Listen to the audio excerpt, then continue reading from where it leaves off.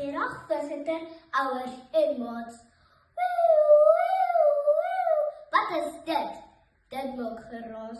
Die brandweerwa ry terug verby en wat die geraas so.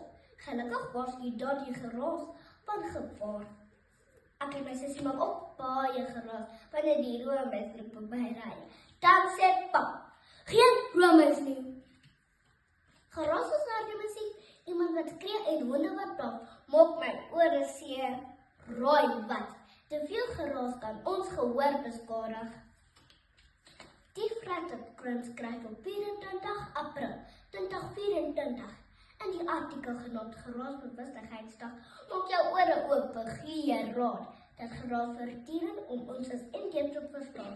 Dat geraas is en hoe om dit te vermy, kan ons gehoor beskerm. Ek wil my gehoor beskerm, daarom bly ek weg van te veel geraas. Geraas blind my konsentrasie. Die piermansoon blaf alweer. Ag nee, hoe gaan ek nou leef van my toets met al die geraas?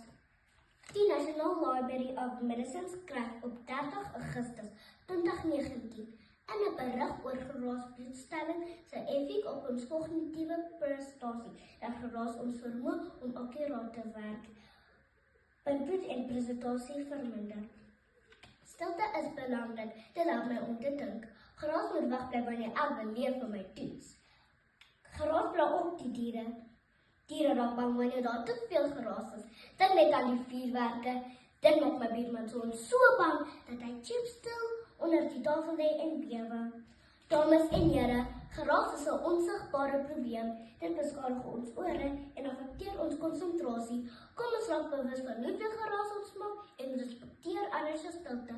Baie dankie voorsitter, ouers en maats.